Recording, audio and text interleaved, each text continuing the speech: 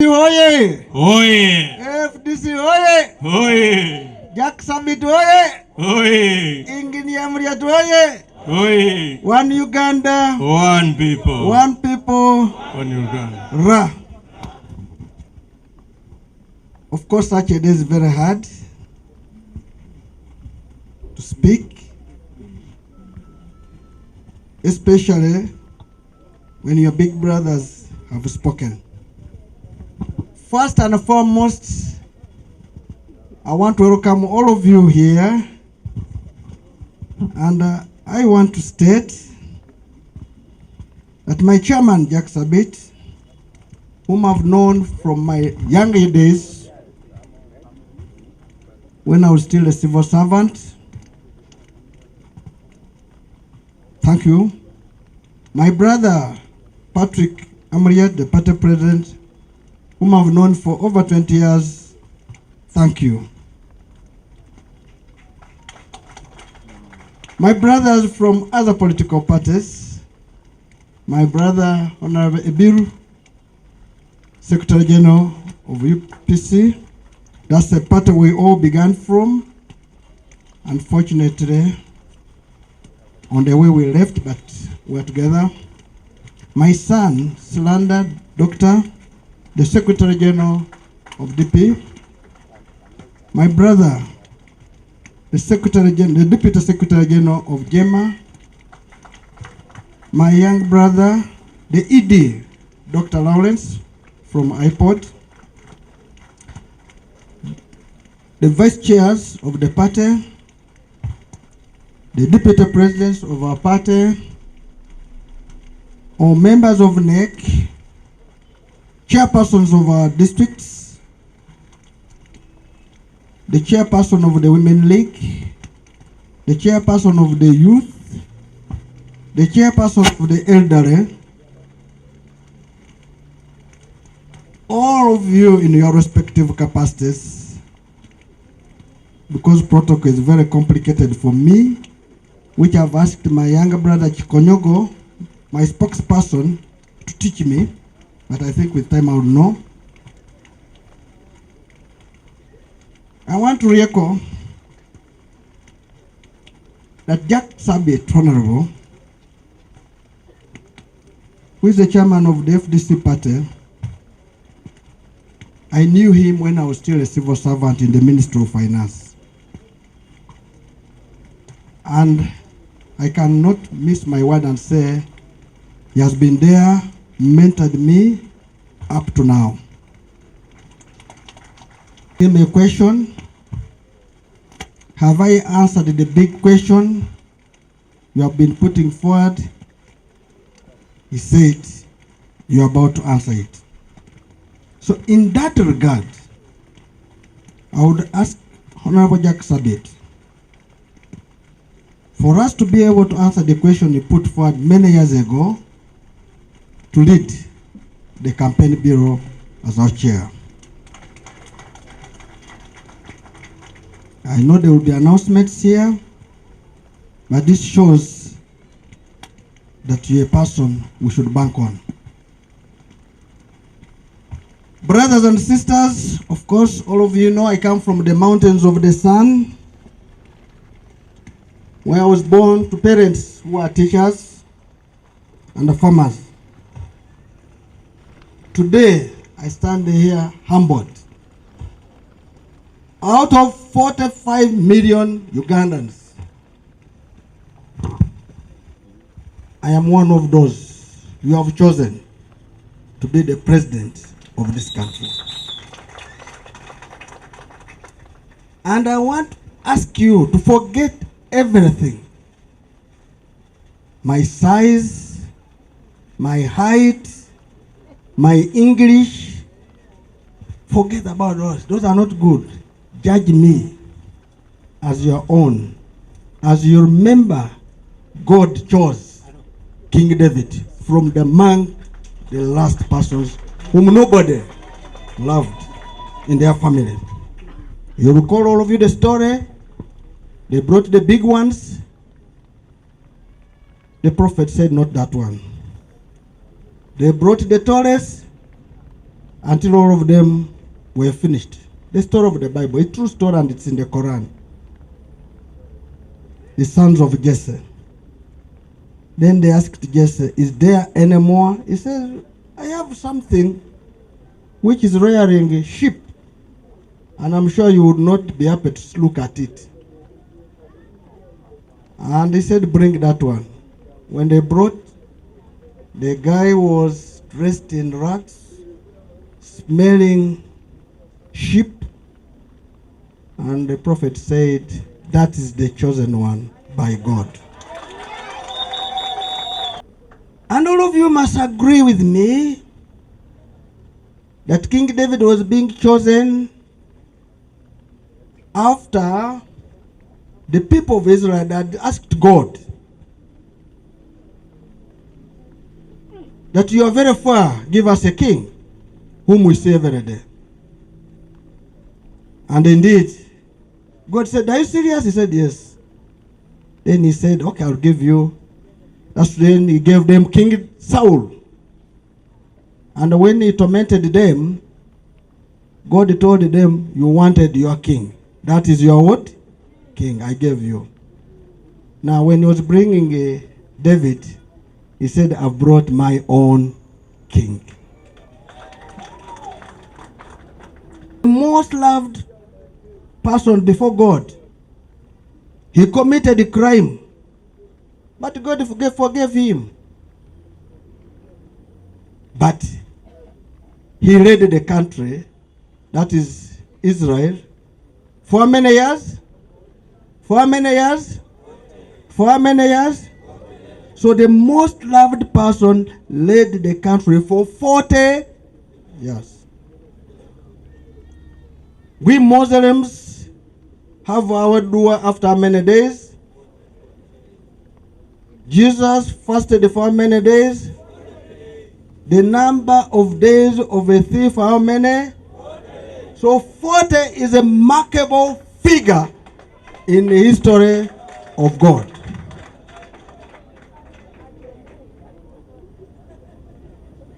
It is time. 40 years have reached. It is now time for you to make a decision whether to obey God or to commit sin.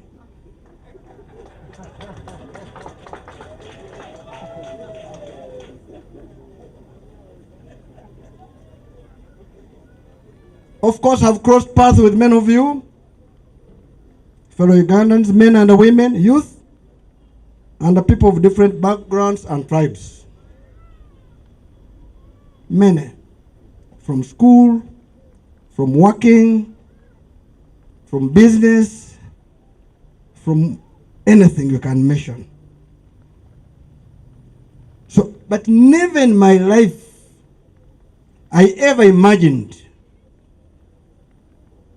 that people would laugh and scorn the dead. Especially if the one who died is considered to have been having power, which in our lives was never, and the death was a uniting factor. And this is only caused because of unbearable conditions and untold sufferings experienced by majority of our people in Uganda. Imagine 84 out of 100 are dependent. That means only 26 are the ones who are working for 84%. And those 26% wake up to demands of rent, to demands of food, demands of treatment, and the list is endless. A member of parliament every minute is called on to be told somebody's sick, somebody has no fees, somebody has no food, somebody is not able to live on his own, he has no house, and the member of parliament is the one who is looked after to be a solution, and he can't or she can't. This is a problem in our country. All of you will agree with me In 1997, our debt was waived. It came to zero. And we declared highly indebted poor countries, HIPIC. This was an opportunity for us to build our country. Unfortunately, it couldn't. As we speak, our debt is beyond 50% of the recommended gross domestic product. That means we had borrowed from UC, which bank here, Stanbic, would have been declared bankrupt by now. In short, we're bankrupt and we're living in a dangerous situation. That's why poverty is on increase, no food on tables, unemployment is on increase, and this causes a big problem for our country. I come here to offer myself as the President of Uganda after deep reflection on our situation in Uganda. I have worked in Uganda. I have worked at international level. We have fixed economies for countries. We have provided ideas to our country, but it looks others are not ready to listen. The countries which have listened to my advice have done better. And that's why in many years here, you have heard everybody saying Nandala is the next governor bank of Uganda. Even themselves know that the best person to fix this country economically is only Nandala Mafabi. Our youth are living in bad situations. Citizens are burdened with health bills because if health services are not functioning. Schools, the people who go to school now are burdened with fees. The country is heavily taxed. The people of Uganda are heavily taxed, that they are left with nothing for themselves. And the tax which is taxed is mostly put to waste. All of you will agree there's a report of World Bank which has been, I think, confirmed by our GG that of our budget, 10 trillion is wasted in corruption. 10 trillion. When I was telling somebody that I am going, if made a president of this country, I'll put 100 million in every village. Somebody said, where will you get the money? I want to run mathematics with me. We have 70,000 villages, times 100 million, you get 7 trillion. If I plug corruption of 10 trillion, I'll put 7 trillion in the village, balance of 3 trillion will be available for another time. Demonstrate experience in fighting corruption, and I can tell you, with all of you working together with me, this is possible. I come with conviction that together we can fix these challenges of our motherland, Uganda, and make it a better place for all of us to live. None of us applied to God to be born in Uganda. And since when Uganda is for all of us, we must enjoy Uganda, not for a few to enjoy Uganda. I come as a bridge to peacefully carry Ugandans from the current political, social, and economic hopelessness to a country that we can all be proud of. As FDC, we offer a social contract in this manifesto. The FDC and my leadership promises to provide jobs by investing in productive sectors, by filling vacancies in government offices, and we promise to put money in your pockets by reviving cooperative unions, which will also create jobs. We shall need good infrastructure. We shall have a skilled and healthy human resource, solid security, and affordable electricity, among others. Your vote in 2026 elections is paramount.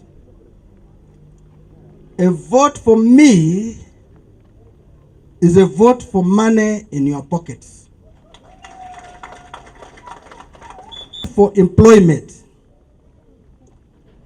It is the one which will reduce the debt burden.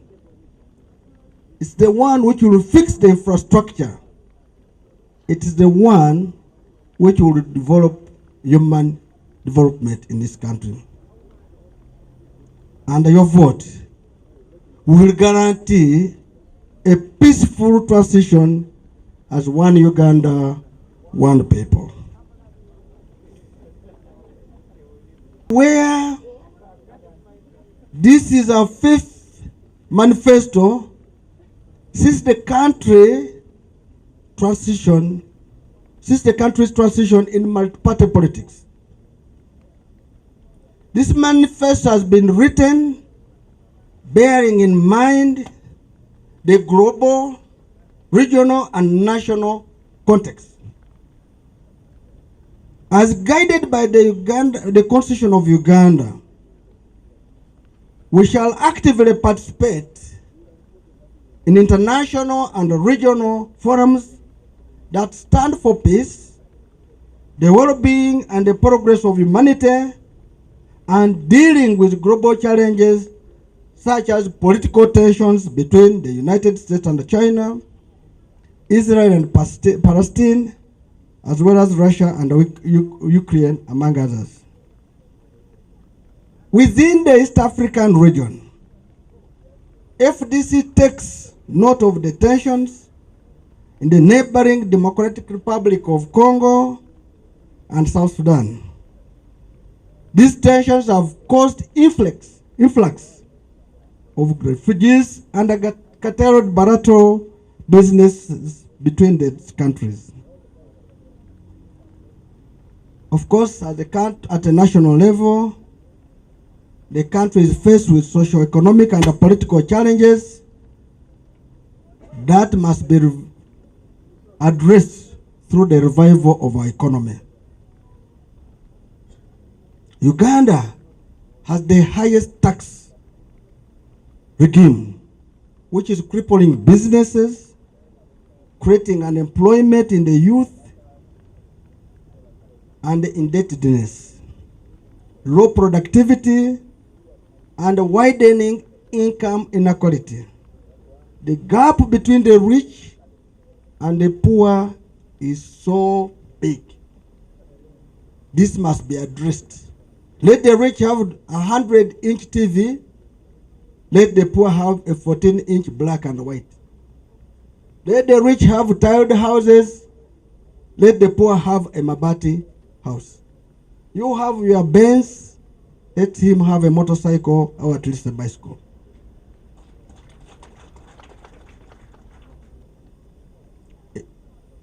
Of course, all this have led to land disputes,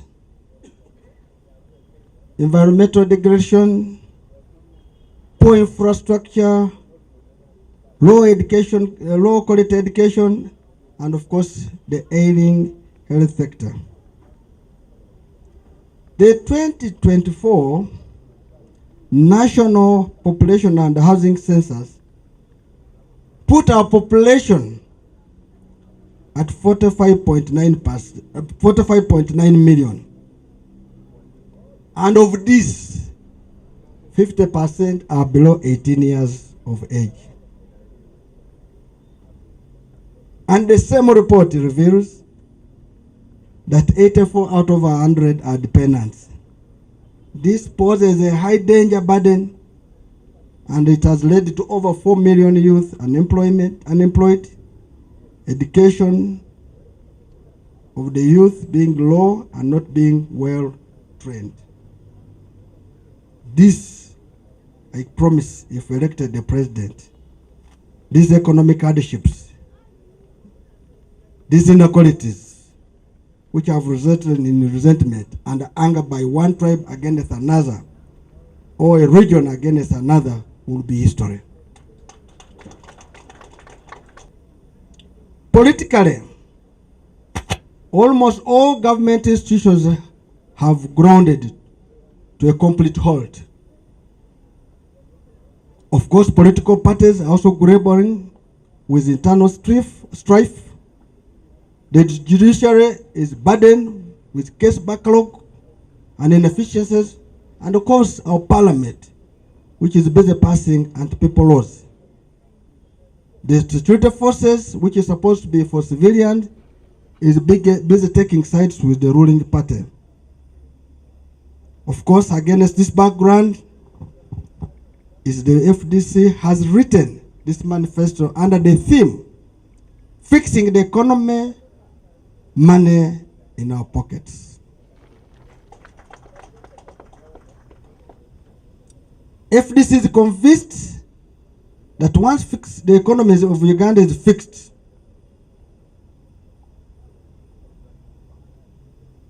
this will lead to rebuilding the country. And I want to state that once people have jobs, they have money in their pockets.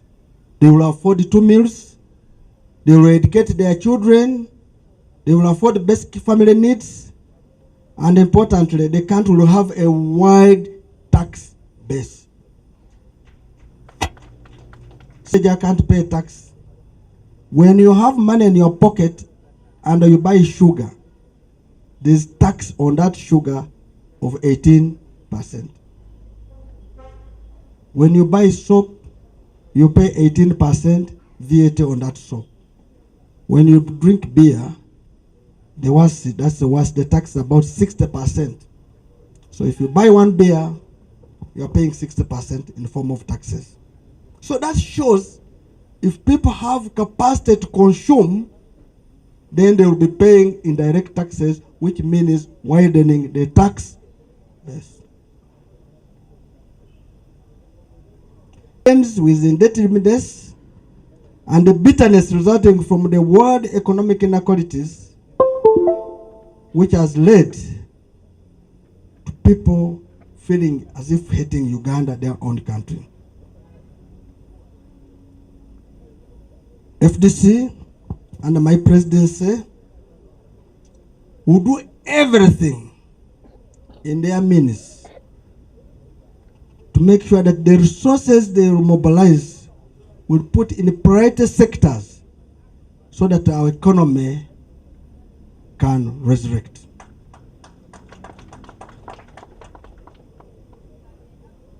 Given the radical reforms within the global aid system, the FDC government will be intentionally focused and frugal in the management of Uganda sources.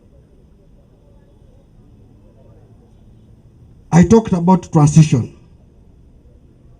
Before I make the policy shifts, I needed to make a comment on transition.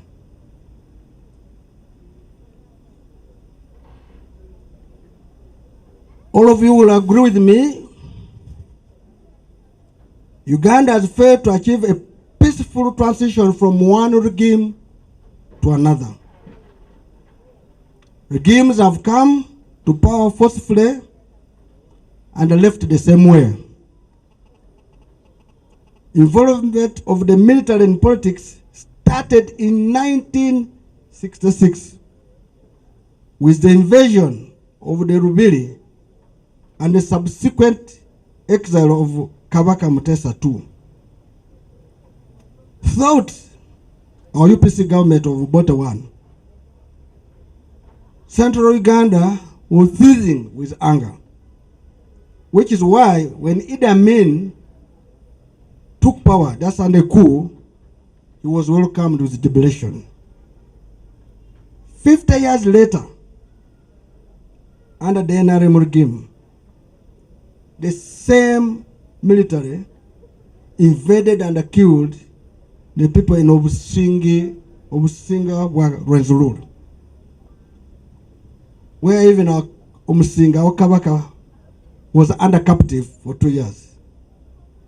In all the 63 years of independence, one leader has come after another by atrocities against Ugandans, which have never stopped. It is now an opportunity for Ugandans to cause change,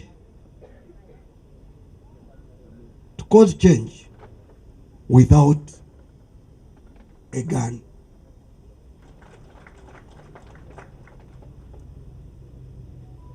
We cannot keep this country in pain. It needs a healing process. On this, I will urge the country to massively come out and vote FDC for restoration of sanity. A vote for FDC is an opportunity to start a transition and end the era of governments that routinely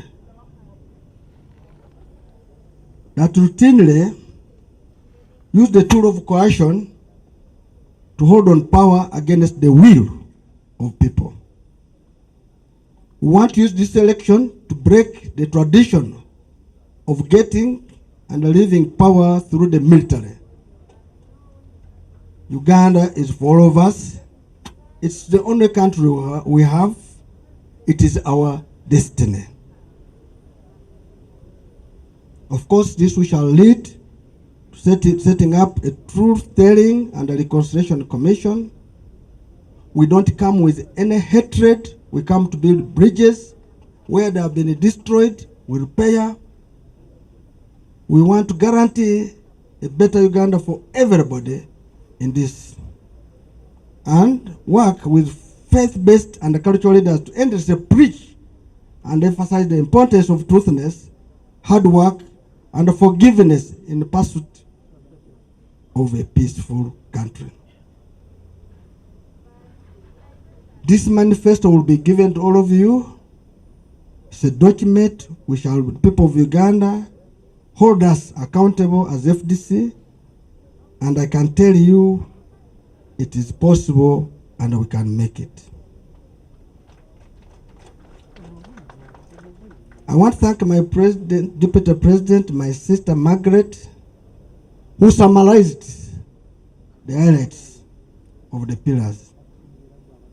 Our manifesto is built on 5 pillars. And these pillars as follows, and this is how policy will be. Pillar 1, generating new employment opportunities. We shall deliver the following. Invest in agriculture by having a 10% budget in agriculture. Revive all the cooperative unions, which were 20. Have 20 processing factories in every region, 21. Build silos. Have tractor in every sub-county. Have 10 colleges for coffee training. Give credit to women farm groups. We have identified about 10,000 groups, women groups. We have to work on the beach committees. Of course, of you know them at the fishing landing site, so that the fishermen and fishmongers and women can use them for their benefit and we could have fish. Empower the youth and the women through fish farming and agriculture. We must have modern inland fish terminals. We're planning 50. Rehabilitate the coffee greeneries. My brother, you remember in the Congress, we had over 50, but we want to start with 53. Have the government ranches and the farms back. Have the meat processing plants, which were built and we have meat. Of course, we must compensate the people who lost their cattle in the areas of Teso, Lango, West Acholi, West Nile, even the Bugisu. Of course, our bank, the cooperative bank, must be restored, which has been on shelf for long. Of course, recover assets for all cooperative unions. We must have a progressive tax regime which build local businessmen. If a local businessman makes money, it stays in the economy. If a foreigner makes money, he takes it to his country. We must make sure local businessmen are supported, both in a better tax regime, being given better tax incentives, being availed credit, even at negative interest, like in India. We must talk about irrigation schemes. We passed money to build irrigation schemes in every constituency in this country. Money came, money eaten. Money came, money, and the head of state does not talk about it. We will not agree on that. We must have drugs for animals. We must have fabric industries. You know it. We had ATM, we had Lila spinning mill, we had Nightil. Nobody's questioning. These are things which we're bringing people to have our own shirts, our own bed sheets, jobs. Cheap and long-term financing for manufacturing plants, mining and value addition by companies in Uganda. Of course, royalties to the people where the minerals are got. If cement is in Tororo, people of Tororo must get their share. If minerals are in Karamoja, Karamojongs must get their share. We must stop this thing of saying we cannot wait for Karamoja to develop. Karamoja could have developed beyond, but people in power have made it underdeveloped. I am a Karamojong. Of course, we must have fertilizer for our farmers, both in the coffee sector and the tea sector. We must clear all the seedlings supplied, like for the tea and the coffee in the whole sector in Uganda. And this will go a long way to create employment. Under Pillar 2, we intend to gravel our roads, 24 roads, totaling to 1,577 kilometers to tarmac standard within 5 years. The roads are in our manifesto, you will see them. Of course, you know Malaba and that road from Malaba to Kabare. Whoever has been to Malaba and Busia will confirm 70% of custom duties enter through Malaba and Busia. Are the roads okay? So how can you milk a cow which you are not feeding?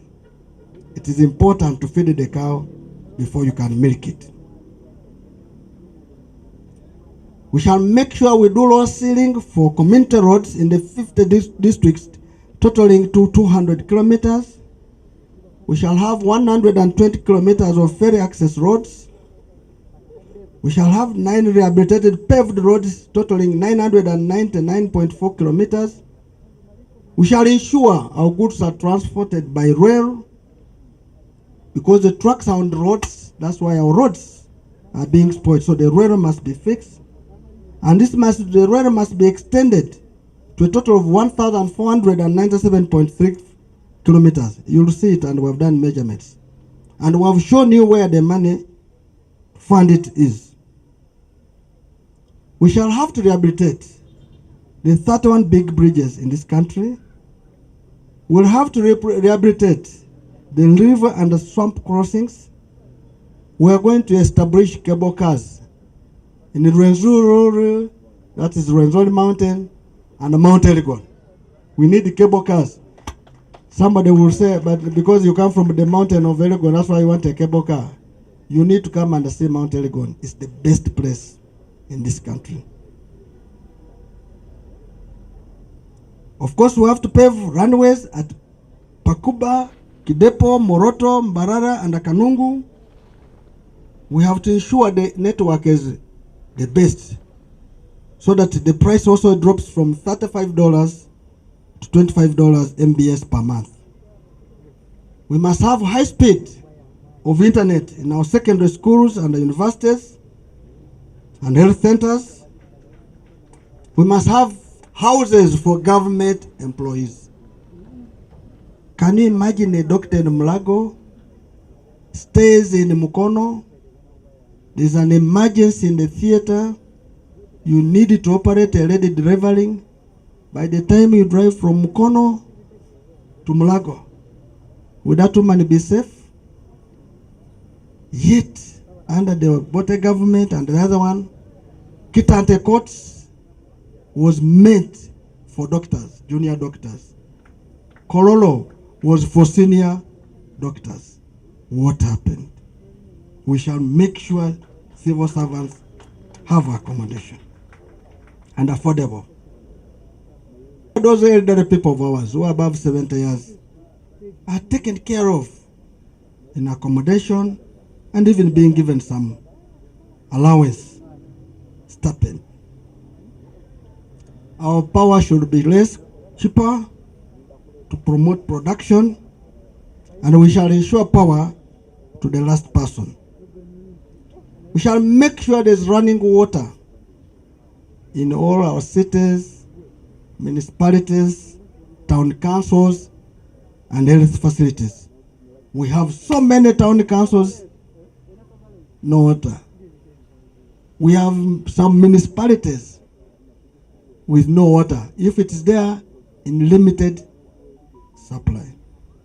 And they say water is life, except if you stay in Waise.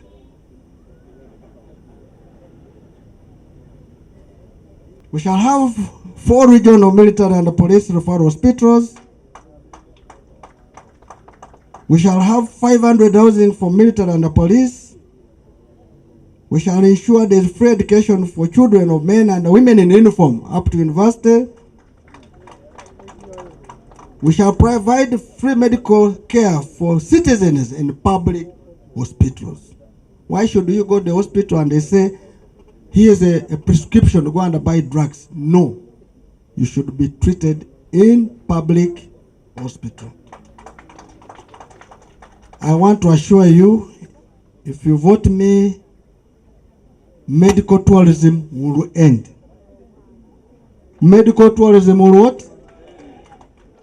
Nobody will go to Dubai, to India, to Turkey, to South Africa on public resources for treatment. We shall ensure those facilities are here for everybody to benefit. Of course, we have talked about compensation. Human development. We shall ensure all our primary schools have more classrooms, and we're planning 87,000 classrooms. And we shall ensure the salaries of teachers, both arts and science, are the same and high. Most developed countries, the salary of a teacher is more than the engineer or me, an accountant. Why? Because I became an accountant through a what? A teacher. But here in Uganda, if you went to a primary school or a secondary school and asked a teacher, where is your ATM card? He will tell you it is with who? Is with who? And when a teacher is teaching 1 + 1 in the classroom and he hears a motorcycle coming, you will see him running through the window because he thinks they have come to collect money from him for the loan defaulted. This is not acceptable for our teachers, for our civil servants who should provide services to this country. Of course, we shall have a feeding policy for our children in schools. Yes. And we're going to increase capitation grant for primary school from whatever it is, 200,000 per people, and the secondary school to 500,000 per student. Somebody will say, where's the money? I have a balance of 3 trillion. I have plugged corruption. I have a balance of what? And this, what I'm raising here, does not cost me even 1.5 trillion. I still have 1.5 trillion.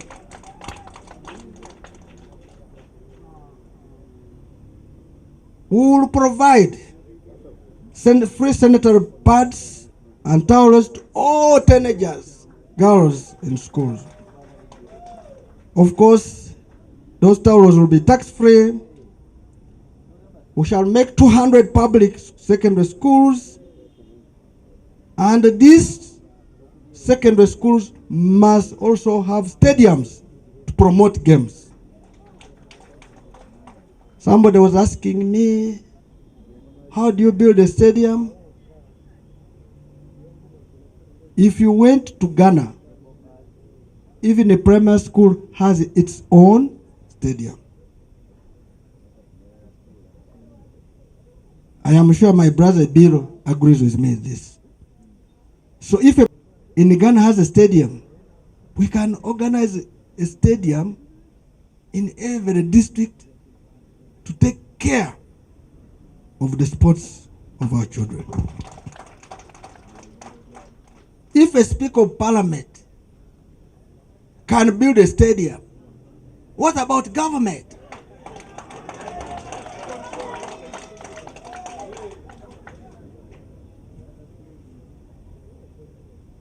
Of course, we shall upgrade our football pitches. We shall have tax incentive in investment in sports and creative arts facilities. Of course, tax waivers for private schools with playgrounds. Private, they will have tax waivers. And even we shall give them credit to be able to build them. There will be 10 sports academies for all the sports. 10 sports academies. Why not train our sportsmen in sports? All our regional referral hospitals will be upgraded to the level of national hospitals. And our district hospitals will be upgraded to regional referral hospitals, the standard of that.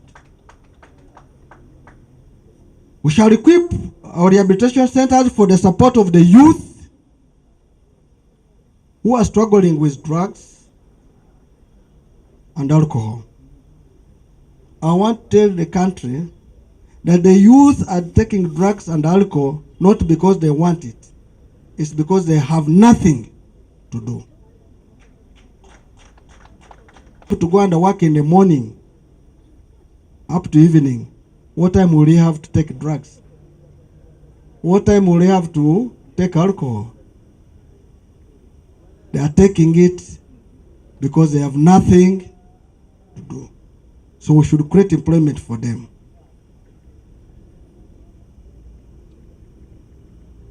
Our hospitals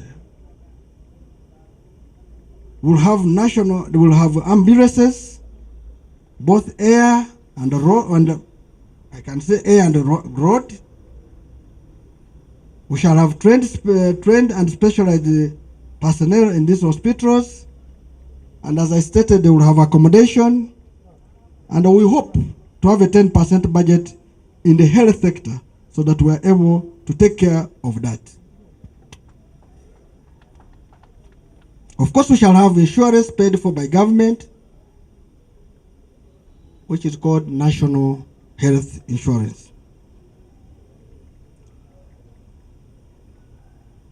Mr. Chairman, that was pillar number 3. I have pillar number 4, which I want to summarize, and pillar number 5 so that we have time to do other things. We shall deliver, and this is a very contentious issue. Our parliament is too big. I think we need to review our parliament where we should have one direct elected MP for women and one for men. Even in the current state, 2 times 154, is it 154?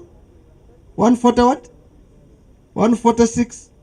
You are already over 292 people. Why should we have all that big parliament with where even you can't sit? I am really sympathetic to my younger brother Ekanya. I don't know where he's going to sit in the next parliament. But we will be there, we shall support you until you go there and find a way to sit.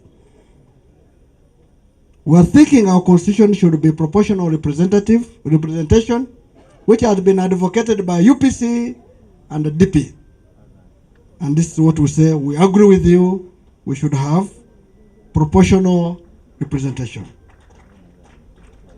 And me, I will convince the parliament to restore the presidential term limit and the age limits.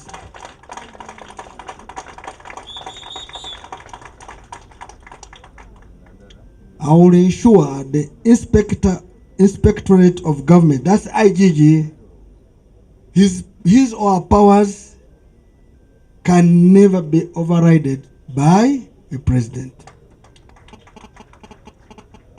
Because if we're fighting corruption, you need to empower the IGG office, you need to empower the Auditor General's office, you need to empower the Internal Auditor General's office, you need to empower the Criminal Investigation Department of Police, all those organizations and the civil society. And this will be one of my main focus with my colleagues in FDC to ensure these ones have power so that we curtail the loss in the form of stealing public resources. We shall have our debt reduced drastically so that we leave the state where we're being declared bankrupt to a very positive country where everybody would love to come. We're going to restore state-owned enterprises which are very good for purpose of delivering services where government cannot, where the private sector cannot invest. And that's restoring parastatals capacity. We shall have special plans for each region. Each region has its own dynamics for purposes of development. Where they are behind, we make it more, give more resources for them to develop. Even the constitution of Uganda demands that to develop the country equally, but taking into consideration those which are less developed. That means we shall be following the constitution. We have a constitution which talks about regional governments. They have never been operationalized. I want to state, when you give me power, regional government will be operationalized and they will have the allocation of 60% of our budget. Now somebody will say, you budgeted 10% in agriculture, 10% in health sector. That 60% which goes there will have a portion of 10% for agriculture, 10% for what? Health, and agriculture is in the villages. And the villages are the one which form regional governments. We'll have a Judicial Service Commission which will really scrutinize judgments. Judicial has backlogs, but the judgments which are really delivered, and you see that even a P1 child will say that was wrongly delivered. Justice denied is justice what? We shall have timely investigations and action on them. All colonial rules and laws, like the one of preventive arrest, will be ended. Truth and reconciliation, I've talked about it. It will be set up and be dealt with. There will be dialogue between the government and the civil society. There's no reason why government cannot dialogue with the civil society. We shall fund Human Resources Commission with enough money to carry out investigation and even prosecute those who abuse human rights. And of course, as we talked about the budget of health, there will be a special portion allocated to deal with the women's health. And there will be no one to violate a woman. We have a lot of men who have violence against women, officers who have violence against women in offices. This is going to be history. Women must be respected as one of the best people on earth.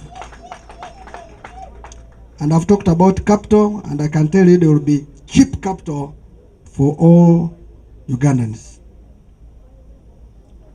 I have special interest groups, that's pillar 5. And Mr. Chairman, I will conclude on that.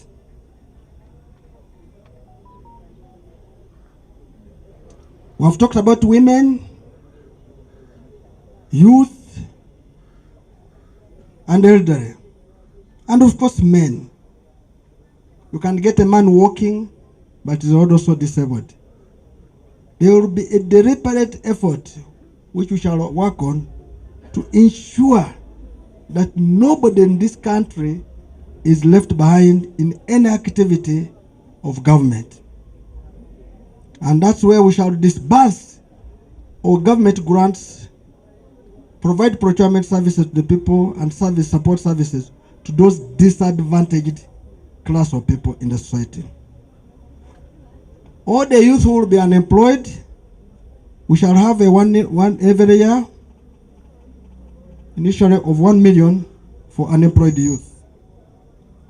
Our borders will have a saving and protection of cooperative scheme with the resources put in by government to avoid it to go, is it Tugende?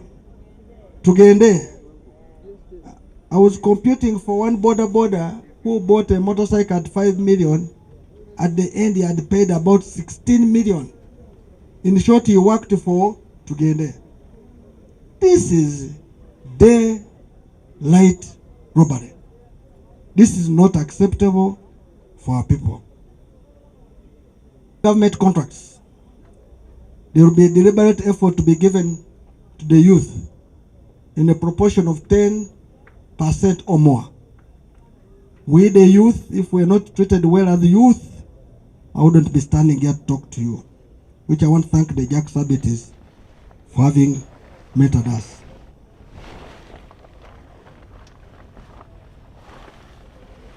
We shall have schools to train our teachers of special needs. We shall have innovation for PWs. We shall have centers for PWs who are using one arms to use their hands and make money. And our people above 65 years of age, each will be benefiting 60,000 shillings per month, to avoid this one of where they have increased the age of 80. And 80, this was a proposal in 2006, and we're bringing it back in 2026. Those who tried to copy it implemented wrongly. There will be a fund for our ex-servicemen and women, so that they are built in the productive sector. Our constitution demands that our constitution should be translated in our local languages. That's why people don't know their constitution. This is a deliberate force that immediately will take power. The constitution of Uganda will be translated in all the local languages in this country. Collection of revenue for tourism sites and cultural institutions will benefit 5% of that collection. And of course, we must restore coffee, tea, cotton. These are our core cash crops, which when we're studying in primary, our time, they were saying, what are the leading cash crops for Uganda? Number one was coffee. Number 2 was cotton. Number 3 was tea. What happened? The economy of Uganda was growing on those 3. So it means we shall restore those organizations to the as they were in the first stages. We shall provide 100 million development fund to all villages of the country. That's only 7 trillion. I have 100 million per parish leaders in circles. You know how many parishes do we have? About 10,000. That's 1 trillion. Sub-counties, there are 2,300, I think, 100 million. I'm talking about 230 billion. The LOC 5s will have $500 million per district. How many districts? 140 what? You multiply how many billions are those? That's only 100, 500, that's about only 73 billion. And the country will have money to generate money, the economy will be fixed, and the money in our.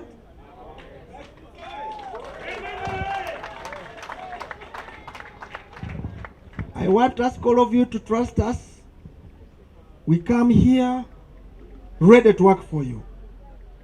We want to tell you we are servants you can rely on.